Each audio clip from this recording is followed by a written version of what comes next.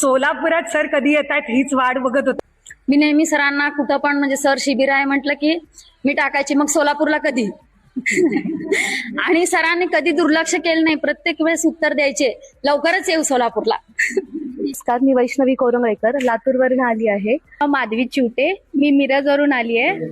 आणि मला वाटत नाहीये की ह्या 20 वर्षात इतकं मनाला लागेल किंवा पचेल असं मी ऐकलं असेल. सरांचे असं व्हिडिओ बघितल्यावर डेअरिंग होत नव्हतं की एवढे मोठे आर्टिस्टांना आपल्यासारख्यांना घेतात का, असं भीती वाटायची. म्हणून मी 2 वर्ष झालं सरांशी कॉन्टॅक्टच केलं नाही. 40,000 विद्यार्थी आतापर्यंत सर मी विमा क्षेत्रात घडवलेत, पण या 25 वर्षात स्वतःसाठी जगणं राहून गेलो. सर म्हणले मी पण मगा म्हणल्याप्रमाणे की 25च्या वर मी 26वा पण घेत नाही.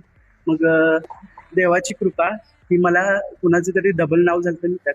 आणि शिकवणारे भरपूर आहेत, बरेचसेच रांगोळी कलाकार आहेत, ते त्यांना मी फॉलो केलेले. पण तुमच्यासारखे शिक्षक आम्हाला लाभले हे आमचं नशीब आहे. नुकतंच 20 दिवसापूर्वी माझं हिस्टेक्टमीचं ऑपरेशन झालं आणि कदाचित ऑपरेशन एक निमित्त आहे की तुमच्या संपर्कात मी येऊ शकले, म्हणजे संसारामधून ह्या वाटचालीकडे मी आले, ह्यात मला खूप मोठा आनंद आहे. दुखतं हे कालपर्यंत दुखत होतं, ते मला कोणाला दाखवायचं नाहीये किंवा कोण काही म्हणू दे, मला फरक पडत नाही. खरं मला हे रांगोळी शिकायचं, मला यायला पाहिजे, माझ्या स्वतःच्या शांतीसाठी मला शिकायचंय. त्यासाठी मी एक खास 6 दिवस एक्स्ट्रा काढून मनापासून इच्छा होती की त्यांच्याकडे एक कधी ना कधी तरी क्लास करायचा आहे. आज नाही झालं तरी उद्या जेव्हा चान्स मिळेल तेव्हा सरांकडून शिकून घ्यायचंय.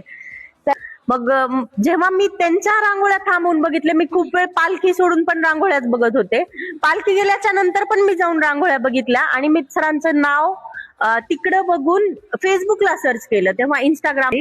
प्रॉपर नांदीला राहत नाही मी, बाजूला गाव आहे जवळजवळ, तिथून पण मला 2 तास लागतात गावाकडे. कोल्हापूरचं मी ट्राय केले पण शेवट होता, मग ते नाही भेटलं. मग म्हटलं सांगलीला विचारलं तर तुम्ही म्हटला की गणपतीपर्यंतच्या बॅच फुल आहेत आमच्या, होत नाही. मग सोलापूर आहे म्हटलं, मी लगेचच डन केलं पहिल्यांदाच. मग मिस्टर म्हटले मी पण येते. मग पूर्णच मनच ऑफ झालं की पोर्ट्रेट नाही काय करणार. मग दुसऱ्या दिवशी कामावर गेले, मग नंतर दुपारी सरांचा मेसेज आला, नाही एक जण रद्द झालाय, मग तुम्ही कोणीतरी. मग तेव्हा एवढी खुश की लगेच फी भरून टाकले. मग तुम्हाला 1-2 वेळा मेसेज केला, तुम्ही पुण्याला या म्हणलं. मग त्यावेळेस ज्योती मॅडमचं तुम्ही मला उदाहरण दिलं आणि सोलापूरवरून सारखं अपडाऊन करतात, पण मला शक्य नव्हतं माझ्या मुलीला सोडून यायचं.